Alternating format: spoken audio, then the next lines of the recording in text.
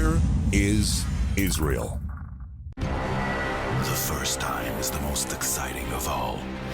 The first time we fulfilled a dream. We reached the top of the world. And we explored new ideas. Soon we'll go farther than we have ever gone before. We'll launch our first mission to the moon. We've already assembled an amazing team of engineers. We're almost at 20 full-time engineers today, employees. We have more than 250 team members. We have the support of everybody that we need here in Israel and around the world. We've already signed the contract for our propulsion system, and we've actually started working on the hardware. We believe that by the end of 2015, you'll see an Israeli spacecraft on the moon. There are those who believe that SpaceIL is going to win the competition. We don't like to say it about ourselves, but a lot of serious people are backing up and are thinking that SpaceIL will win this race. It's great to see something like this coming out of Israel for the first time. It really puts Israel on the map in terms of technology, but also it means more to me to see, for Israeli kids, to see this as one big inspirational moment to then ensure that they go on to study technology, math and engineering education. By showing the world that there's another way to explore space, to explore the universe in a very economic way, we open up a new frontier. It's like the first time that someone crossed the Atlantic in a single airplane, in a single flight. It showed the world that we can have transatlantic flights, and it opened up a new frontier for crossing from the US to Europe. The same thing can start to happen here. We can start sending smaller probes, cheaper probes, to explore the solar system and the universe. Who knows what can happen?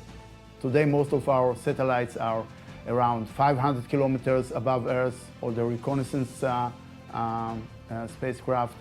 And there are communication spacecraft that are a bit further, around 30,000 kilometers. But now we are going to 400 kilometers to get to the moon, and that's a real challenge.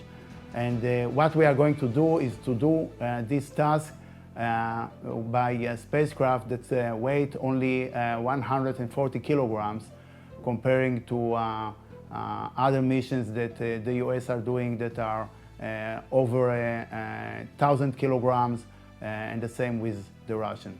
So after young people see our presentation and hear the story about SpaceIL, they understand that it's not so bad to be a scientist, it's not so bad to build things, and you don't only need to be a rock star or to go and deal with finance like they probably see at home.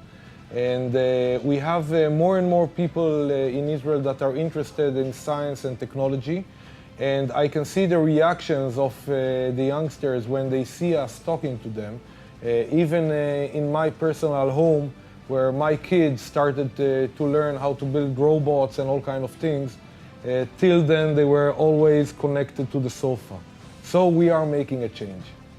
When we first thought about SpaceIL, we talked about it with our friends, with colleagues, and everybody was very positive about SpaceIL. And I think that's the most amazing part of this story that comes out of Israel. When we approached Professor Ben Israel, when we approached the president of Tel Aviv University, of the Weizmann Institute, everybody were positive about SpaceIL. And it's the same thing all over again with every company that comes out of Israel. Everybody will help you out, not because they want something in return, but because they believe in you and they believe that you can make a difference. And I think that's something quite unique for Israel. I can pick up a call to a friend and he'll be here to help me out just because he's my friend. And I think that's one of the reasons you see a lot of innovations coming out of Israel. If you're of the engineering inclination, then SpaceIL and engineering in Israel, there's so many great opportunities. I think I heard that Israel has the second most frequent number of startups coming out of any nation apart from Silicon Valley. And there's so many amazing and wonderful opportunities here. Here is Israel.